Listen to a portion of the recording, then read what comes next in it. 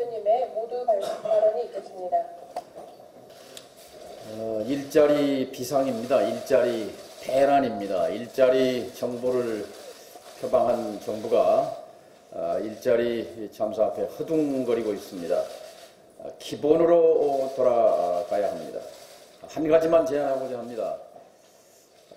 정부와 공공기관이 발주한 공사에서 정부가 정한 임금만 지급해도 건설 현장에 30만 개의 일자리가 좋은 일자리로 바뀝니다.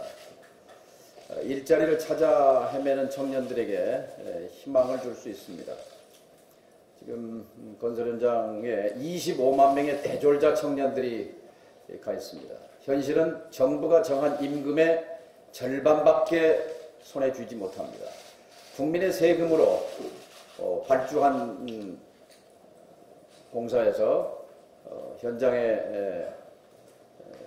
땀 흘려 일하는 노동자들이 정부가 정한 임금만 받아도 지금의 2배를 받을 수 있습니다. 4대강 공사에서 그 감사에서 드러난 무수한 사례들이 이를 증명합니다. 절반 또는 절반 이하의 공사비가 주어집니다.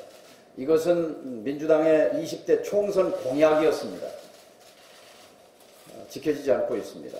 작년 국정감사 때 제가 국토위원회에서 집중 질의를 통해서 김현미 국토부 장관이 실시하겠다고 약속했습니다만 현재까지 지켜지지 않고 있습니다. 뉴딜 정책의 핵심입니다. 1929년 미국이 대공황에 허덕일 때 루스벨트 대통령이 땀 흘려 일하는 사람들의 임금을 사무실에서 일하는 사람들과 같은 수준으로 보장하겠다. 이게 프리베일링 웨이지 법입니다. 적정임금법입니다. 민주당이 총선 때 공약했고 작년 국정감사 때 약속했고 또 국정과제에도 포함되어 있었던 일인데 현재 신용만 찔끔 전국에 10,000개가 넘는 공공기관 정부 발주 현장에서 3군데서 겨우 시범 실시라고 지난 6월 시작했습니다. 자, 이것을 전면적으로 실시하기 바랍니다. 이렇게 되면 건설공사 현장에 150만 개 일자리, 또 공공기관에서 비정규직 또는 일용직 형태로 일하는 250만 개의 일자리가 생활급을 보장하는 괜찮은 일자리로 바뀌게 될 것입니다. 할 수 있는 일부터 착수하길 바랍니다. 결국 개혁의 답이 있습니다. 개혁을 포기하면 일자리 재앙과 참사는 더 큰 재앙과 참사로 이어질 수밖에 없습니다. 개혁의 초심으로 돌아가기 바랍니다.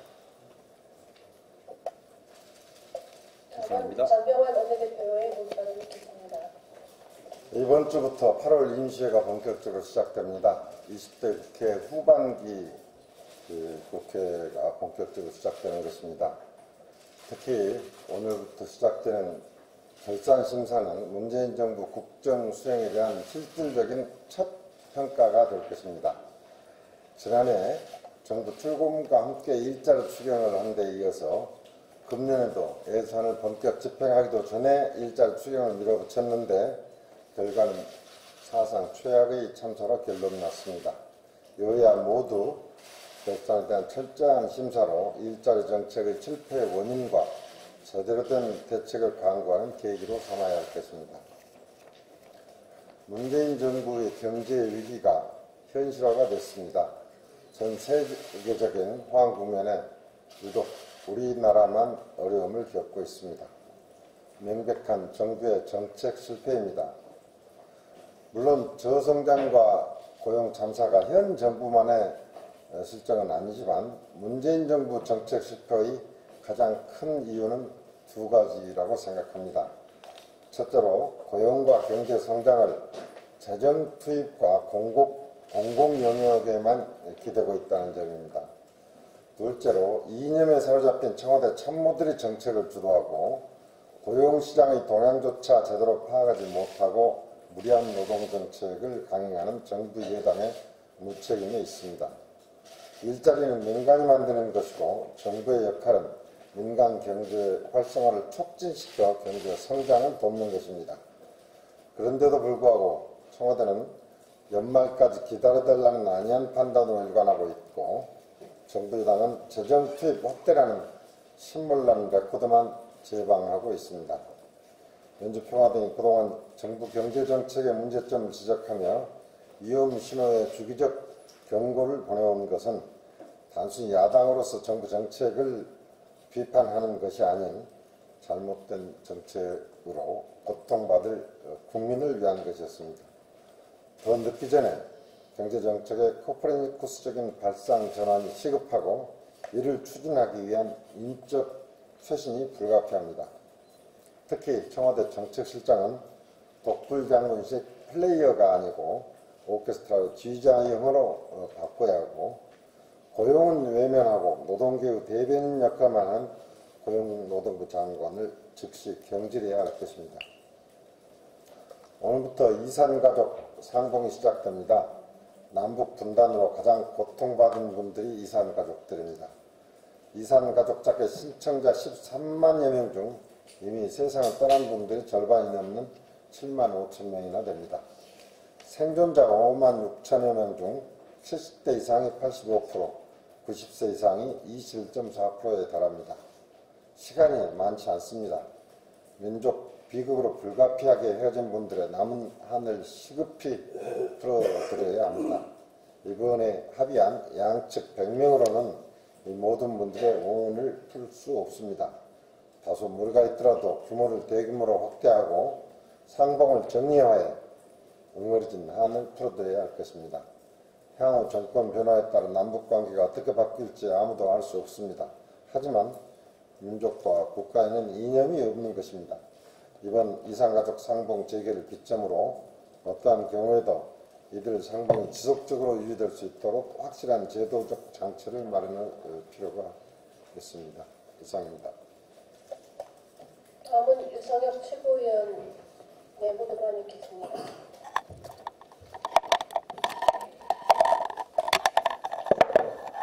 예, 어제 고용 쇼크 관련 당정청 회의가 있었습니다. 전년 동월 대비 취업자 수 증가폭이 올 들어서 5개월 연속 10만 명 내외를 기록했고, 특히 지난달 5천여 명으로 급감을 하면서 5천여 명 급감은 2010년 1월 1일 최저치 수준으로 알고 있습니다. 그러면서 부랴부랴 고용 쇼크 관련 당정청 회의가 열렸습니다. 김동연 부총리는 모두 발언에서 그간 추진한 경제정책에 대해 그간 효과를 되짚고 필요한 경우에 개선, 수정하는 것을 검토하겠다라고 기존 정책의 수정 가능성을 시사했습니다. 그러나 당정청 회의 결과는 고용 상황이 개선될 수 있도록 가용한 모든 정책 수단을 동원해서 총력 대응하겠다라는 것입니다. 특히 2019년 일자리 예산을 올해 증가율인 12.6% 이상 확대하는 등 내년도 재정 기조를 더욱 확장적으로 운영하겠다는 것입니다. 참고로 그 일자리 예산은 2017년도 28조 1천억 원이었습니다. 2018년도 금년은 23조 2,300억 원입니다. 합쳐서 51조 3,300억 원입니다. 51조 3,300억 원을 집행하고도 현재 최악의 고용 사태를 맞고 있고 앞으로 전망도 비관적인 것입니다. 그럼에도 불구하고 기존 정책을 수정하겠다라는 이런 입장보다는 금년에도 내년도 예산 2019년도 예산도 12.6%보다 더 증가시키겠다라고 그러니까 2조 원 이상을 증가해서 21조 6,500억 수준으로 가겠다라는 것입니다. 책임을 통감한다 하면서도 정작 누구 하나 책임을 지지 않습니다. 기다려달라고만 합니다. 지금 문재인 정부가 출범한 지 1년 3개월이 넘었습니다. 아무런 성과가 없습니다. 그럼에도 불구하고 기다려 달라고만 합니다. 얼마를 기다려 달라는 것인지, 혹시 정권이 끝날 때까지 기다려 달라는 것은 아닌지 참으로 한심한 이야기가 아닐 수 없습니다. 기존 정책을 전혀 수정하거나 개선조차 하지 않고 확장 재정을 예고한 것은 심각한 우려를 금하지 않을 수가 없습니다. 재정지출 확대는 경기를 살려낼 영양제가 아닙니다. 경제의 악순환을 차단할 일시적인 치료제인 것입니다. 그런데 문재인 정부와 기재부는 재정 지출만 확대하면은 경제가 살아나는 것으로 잘못된 인식을 가지고 있습니다. 물론 재정 지출은 GDP의 한 부분을 차지하기 때문에 숫자상으로는 성장률을 올리는 역할을 하겠지만 이 효과마저 한 분기를 넘어서지 못하는 것이 현실입니다. 재정 지출은 생산성 혹은 수익성이 낮아서 민간 부분이 외면하는 분야에 주로 투입되기 때문에 이것은 국가 경제의 전체의 평균 생산성을 낮추는 역할을 합니다. 그래서 재정 지출이 증가할수록 국가 경제의 성장 잠재력은 낮아지고 경제 성장률도 낮아지는 것입니다. 세계적으로도 최소한 선진국에서는 경기 부양을 위해 재정 지출을 확대하는 나라는 이제 사라졌습니다. 재정 지출 확대는 결국 스태그플레이션을 초래하기 때문입니다. 최근 기재부 홈페이지에서 소득주도 성장이라는 말이 완전히 사라졌습니다. 대신에 홈페이지 메인을 혁신성장으로 채운 것에 이어서 이와 관련한 별도 페이지까지 만들어 홍보에 열을 올리고 있습니다. 거기에 어제 당정청 협의에서 김동연 경제부총리가 그간의 경제정책을 개선 수정하는 것을 검토하겠다라고 말까지 했습니다. 물론 어제 회의 결과는 김동연 부총리의 뜻은 관철되지 못했습니다. 그렇다면 이제 확실히 하고 가야 합니다.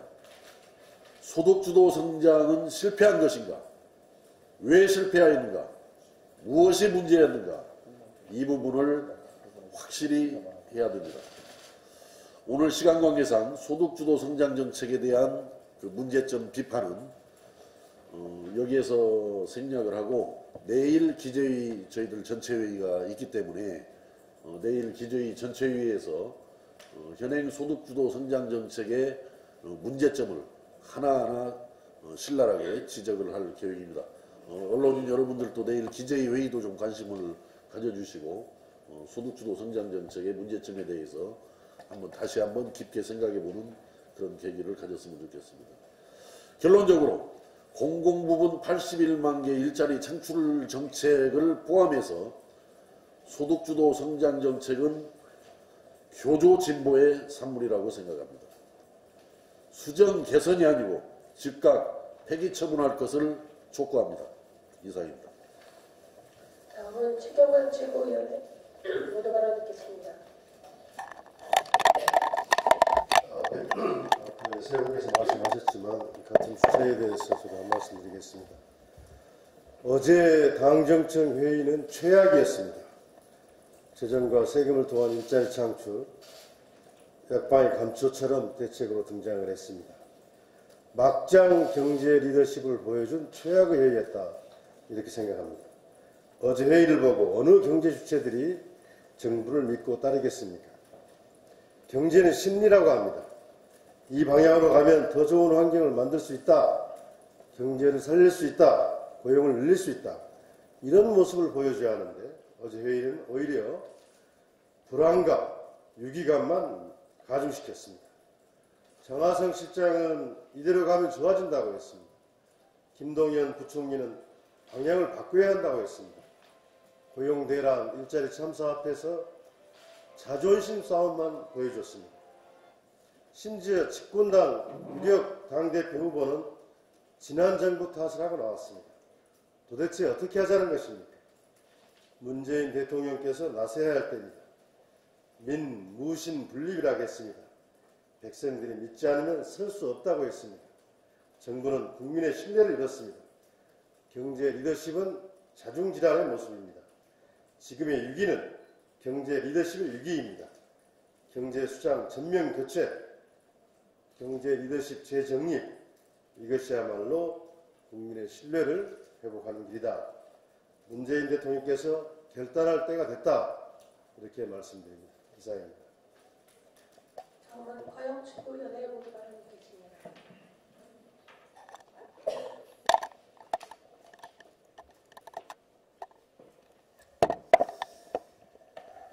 예, 오늘은 인천공항 KTX 중단에 대해서 말씀을 드리고자 합니다.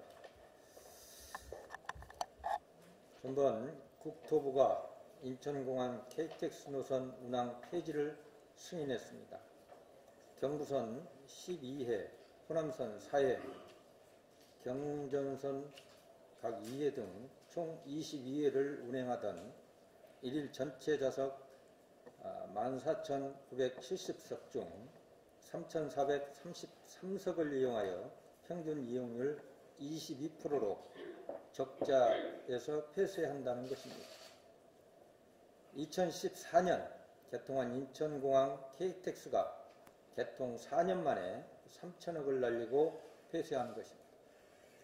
개통 당시 KDI는 예비 타당성 조사에서 이용 대비 편익이 0.93으로 1 미만이라는 투자한 비용만큼 이익을 내지 못한다는 지표를 보고 했음에도 불구하고 정종환 국토부 장관은 인천공항 KTX는 실적 저조한 공항철도 노선의 좋은 활용 방안이라며 인천공항과 고속철도 이용객 시너지 효과로 교통 수요가 늘어날 것이다 라고 주장하며 3,149억 원을 들여 강행한 바 있습니다. 애초 사업 시작할 당시부터 경제성 측면에서 적자 운행이 불을 보듯 뻔한 상황이었지만 지역균형 발전과 철도 공공성을 이유로 시행된 사업은 사업 시행에도 걸맞게 대구 등 경부라인과 호남선 라인은 물론 대전 등 중부권 지방 이용객들의 인천공항 이용 편리성을 매우 높여줄 뿐만 아니라 지방자치단체의 국제행사 개최 시에 접근성을 크게 개선시키는 효과도 톡톡히 해왔습니다. 그러나 문재인 정권이 들어선 이후 국토부는 갑자기 인천공항 KTX 개설이 KDI가 주장하던 경제성을 이유로 들며 폐쇄를 강행하여 일대 혼란을 이야기하고 있습니다. 광주광역시 내년도에도 수영 세계대회와 대구광역시 대전시 등 국제 행사를 개최하는 지방자치단체들이 인천공항 KTX를 이용하고 홍보한 상태에서 매우 당황스러운 일이 아닐 수 없습니다. 인천시의 경우도 인천시 유일의 기차 노선인 KTX 폐쇄로 인해서 북부 검암역 역세권 개발 사업에 큰 차질이 예상되고 있습니다. 인천 북부 터미널 개발 사업과 검암역 역세권 공공주택 개발 사업 인간자본 유치 등 KTX 검암역과 연결된 굵직한 사업들이 차질이 불가피해 보여 인천 경제에 악영향을 줄 수 있으며 인천시의회 물론 인천 시민들의 반발도 크게 일고 있습니다. 국토부는 애초 경제성이 없다는 KDI의 의견을 묵살하고 지방균형 발전과 철도 공공성을 들여 사업을 강행하더니 이제와 정권이 바뀌자 갑자기 경제성 이유로 들며 인천공항 KTX 노선을 폐쇄할 것이 아니라 본래 취지대로 국토균형, 발전과 철도 공공성을 살려 인천공항 KTX 노선을 즉각 재개해야 합니다. 그렇지 않다면 철도를 공공으로 이용하고 있는 민자 노선이 인천공항 철도를 도와주기 위한 인천공항 KTX를 폐쇄한 것이라는 의혹을 받을 수밖에 없습니다. 인천시, 광주광역시, 전라남도, 대구시, 부산시, 경남도, 대전시 등 많은 지방 거주자들과 지방자치제자들이 이번 결정에 반대하고 있습니다. 국토부는 즉각 인천공항 KTX를 재개해 주시기 바랍니다. 이상입니다. 다음은 양미향 최고위원의 의견을 듣겠습니다.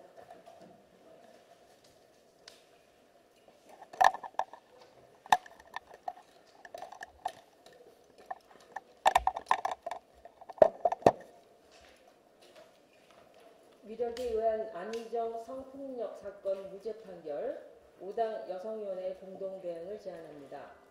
지난 14일 안희정 전 충남지사가 1심에서 무죄 판결을 받았습니다.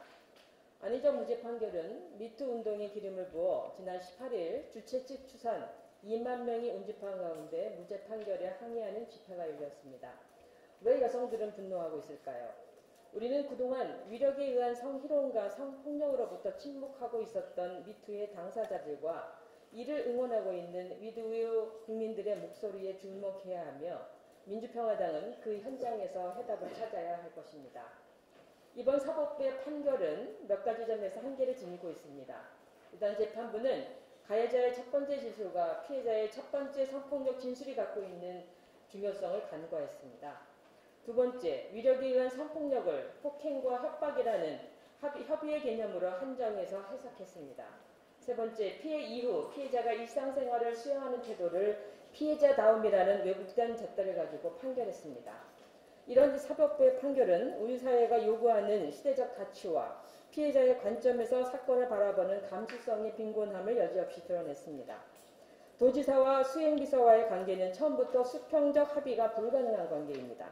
그러나 이 판결은 피해자 진술이 의문을 던지는 가해자 중심의 판결이지 결코 피해자 중심의 판결은 아닙니다. 과거 고대나 중세에서 보여지는 성폭력은 외적으로 증거가 확실한 형태의 폭력이라면 현대사회 폭력은 권력적 위력관계에 의해 이루어지는 경우가 대다수입니다.